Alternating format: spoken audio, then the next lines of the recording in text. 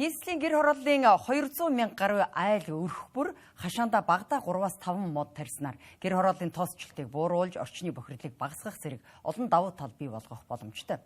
Гэвч өнөөдрийн байдлаар тэдгээрийн ердөө 10 орчим хувь нь л мод тарьсан хангалтгүй үзүүлэлт юм. Зарим иргэд хэдэн жилийн дараа газар торох юм чинь мод тарьж дэмий гэдэгч бодит байдал дээр тэдний тарьсан модыг үнэлж худалдан авдаг тул мод тарих нь хаана үр ашигтай зөв үйлдэл юм а. Айл өрх бүр хашаанда багада 3 мод тарьснаар агаар цэвэршүүлэх, хөрсний дороотлыг бууруулах, дуу чимээгээс харамгжуулах зэрэг олон давуу тал бий болдог. Тэгвэл мод бутны үзэсгэлэн худалдаанд жимсний модны үн 10,000 төгрөгөөс 65,000 төгрөгийн хооронд байна. Тухайлбал чицэргний суулгац нь өндрөөсөө хамааран 5-аас 30,000 төгрөгийн үнэтэй бол Украинууд мой зэрэг жимсний мод 10-аас 50,000 төгрөгийн үнэтэй байна. Харин арчилгаа бага шаарддаг улаас, хайлаас, бургас зэрэг модны үн 2,500 төгрөгөөс 25,000 төгрөгийн хооронд хэлбэлцэж байна. Нэг нь нэгдэхгүй, хоёр нь хоёрдохгүй, ер нь күн бүхэн л нэг өгөөгийнхтэй доор хаяч нэг айл бүхний 3 модтой байвал хүүхдүүд бол хөдөлмөр сурна штэ. Тэрийг орой цэцэрлэг сургуулиас ирчихээд нэг 2 сав ус авч ирээд усалчин зэрлэгийн төвчин зүүн тэрийг нэг 2-3 удаа зэрлэг төвхтөл тэгэл болчих штэ. Тэгээ сайхан нэг 7 хоногт нэг удаа сайхан услаад ихтэл тэгэл мод бол өөрөө ургаал өгнө штэ. Тэгэл одоо ингээд мод тарьсан талбайтай айл, мод тариагүй айл хоёр шороо шүүрэг болоход манай талбайд шороо босохгүй байх нь хашаа хаалгаар гараа доош эргээд нэг 10 метргүй явахад бүтэн бор шороогоор бүлж байгаа. Тэний сая манад гимгүй байх нь яагаад ингэдэм болох вэ? Нөгөө модтой болохтор чинь шороо ирэхгүй.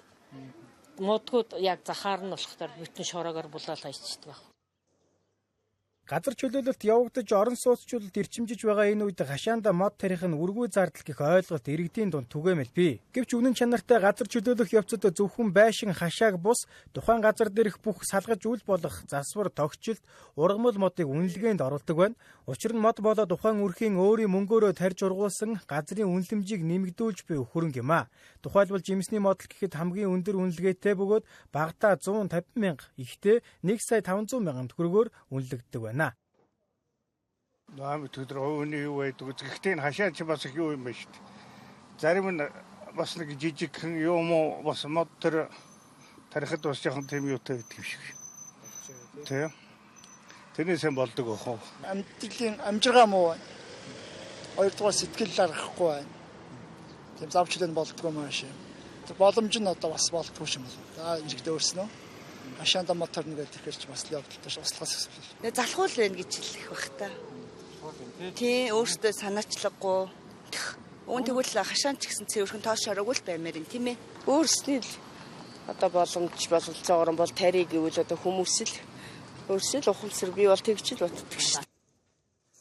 Сүүлийн жилүүдэд иргэдийн мод тарих хандлага нэмэгдэж байгаа нь саашаалтаач тэр бүр өөрсдөө очиж тарьсан модоо арчиж чаддгүй улмаас ургалтын чанар нь эсрэгээрээ алдагдсаар байна.